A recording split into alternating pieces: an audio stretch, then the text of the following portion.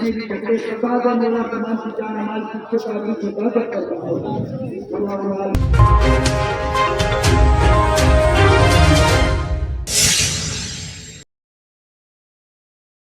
آپ کا استقبال ہے. میں عبدالعزیز لوکاپلی. آئیے آج عید الاضحیٰ کے موقع پر میرے ساتھ موجود ہیں انجمن اسلام کے ایکس پریزیڈنٹ. ہم ان سے عید مبارک کے بارے میں پوچھیں گے, وہ عوام الناس کو کیا پیغام دینا چاہتے ہیں, انہی کی زبانیں سنیں گے. السلام علیکم رحمۃ اللہ وبرکاتہ.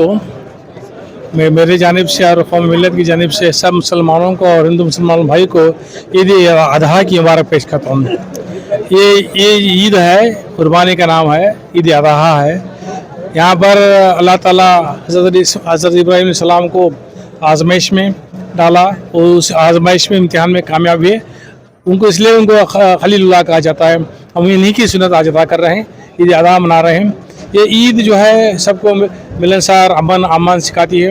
دین اسلام ہی ایک پیغام دیتا ہے ہندو مسلمان بھائیوں کو کہ ہم سب ایک ہیں, سب مل کر اس دیش کی رکشا کے لیے, اپنی قوم کے لیے, اپنے اس ہندوستان کے لیے اگر خون کی ضرورت ہے تو بھی ہم سب مل کر اس کو دے کر اس کو امن قائم رکھنے کی کوشش کریں گے. معزز حضرات کرام اور نوجوان بھائیوں اور دوستوں, آج ہم سب کرناٹک میں عید الاضحیٰ کی نماز ہمارے تاریخی عیدگاہ نئی ہبلی عیدگاہ اور جونی ہبلی عیدگاہ میں اللہ کے فضل و کرم سے عید الاضحیٰ کی نماز ادا کرے, اس کا لاکھ لاکھ شکر ہے.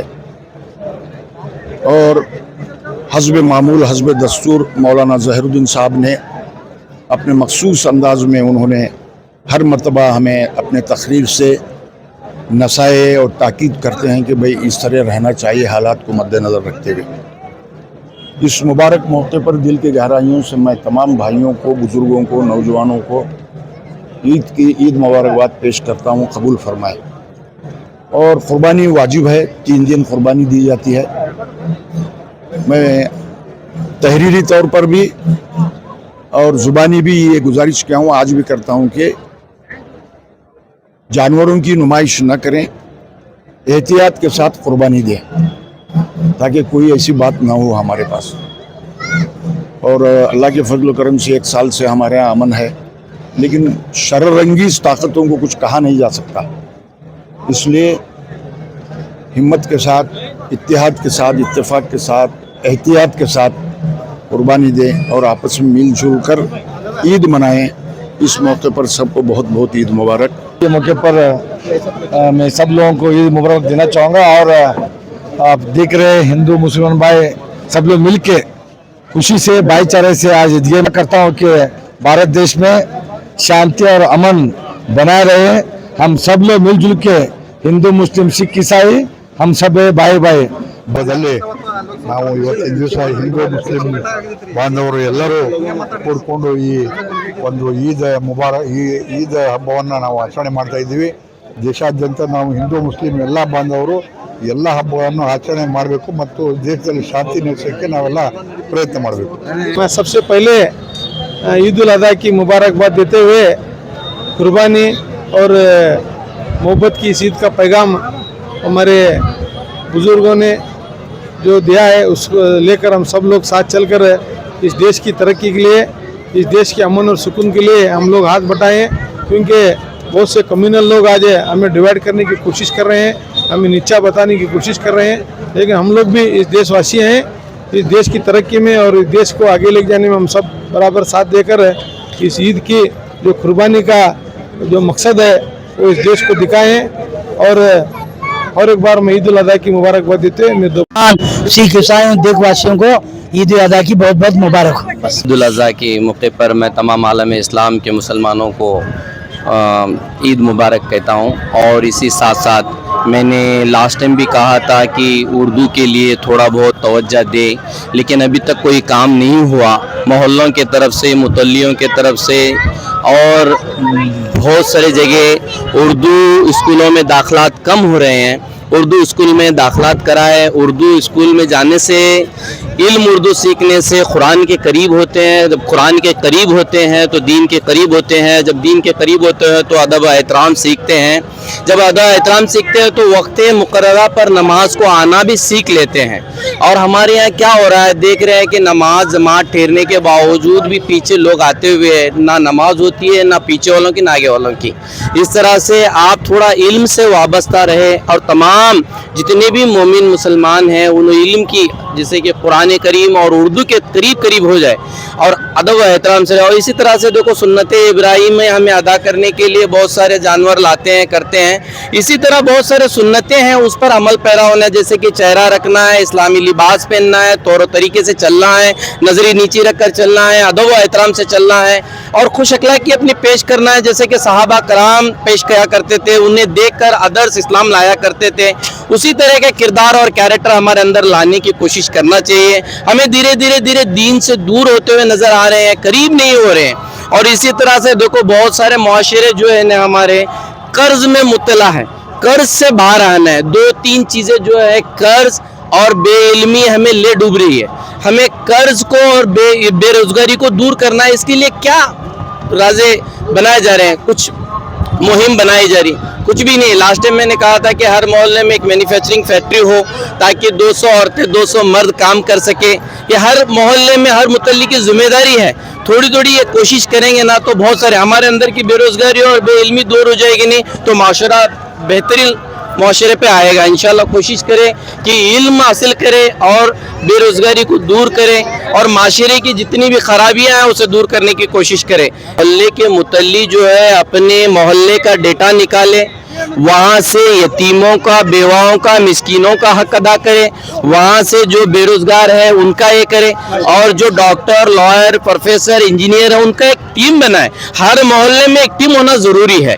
जैसे कि अभी डॉक्टर आए तो मोहल्ले में हॉस्पिटल्स की किस तरह से सहूलत करें, लॉयर आए तो उस मोहल्ले की किस तरह से क्रिमिनल को दूर करें और प्रोफेसर आए तो उस तरह उस मोहल्ले को इल्म से कैसा आरास्ता और पैरास्ता करें। और जैसे कि सियासती तौर पर कारपोरेटर किस तरह से उस मोहल्ले में डेवलपमेंट करें, ये सारे चीज़ें जो है ने मोहल्ले के मुतल्ली की जिम्मे होती है।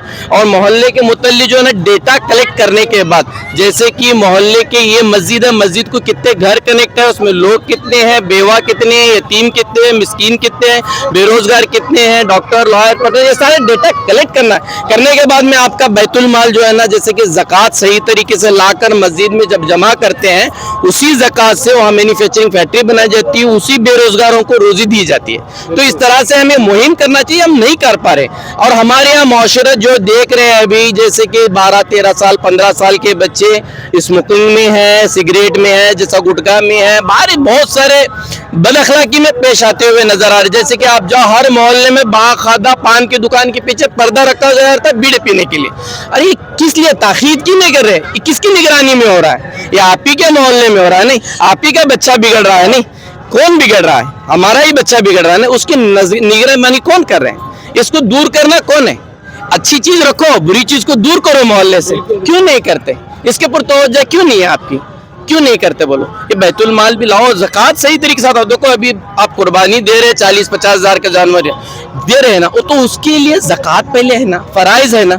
ज़कात को क्यों नहीं अदा करते? ज़कात अदा करो तो हमारे माशरे में फाका कशी दूर होगी, बेरोजगारी दूर होगी, यतीमों को, मिस्किनों को उसका हक मिलेगा। इंशाल्लाह इतना कहते हुए मैं तमाम को और एक बार ईद उल अज़हा की मुबारकबाद पेश करता हूँ। मेरे बातें थोड़े कड़वे हैं, किसी के अगर दिल नाराज़गी हो गई तो मैं माजरत चाहता हूँ।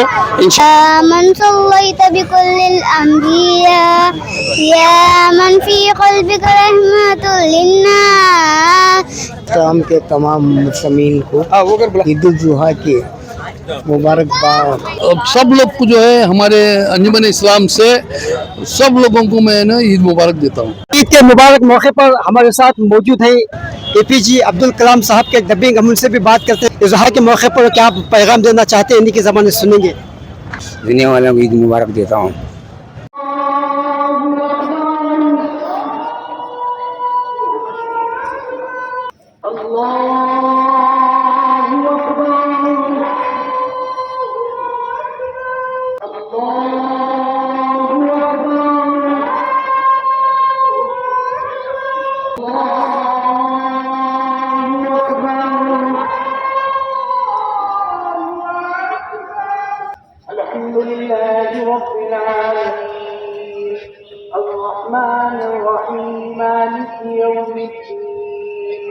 إياك نعبد وإياك نستعين اهدنا الصراط المستقيم صراط الذين أنعمت عليهم غير المغضوب عليهم ولا الضالين.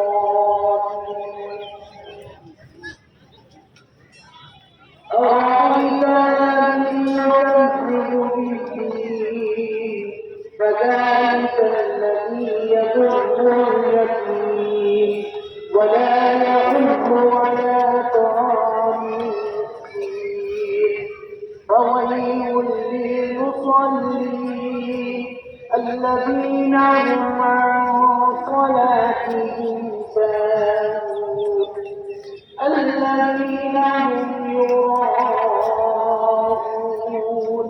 ويمنعون الماعون. الله أكبر.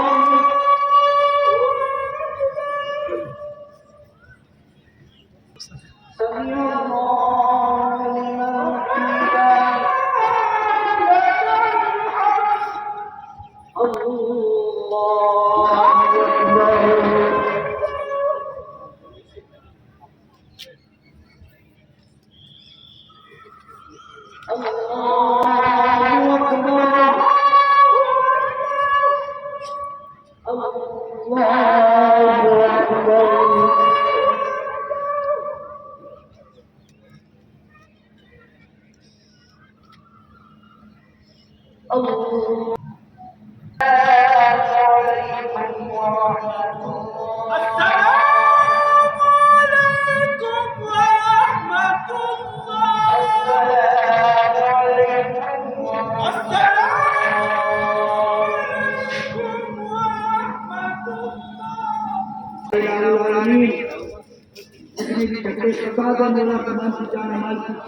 इबादत करता हूँ।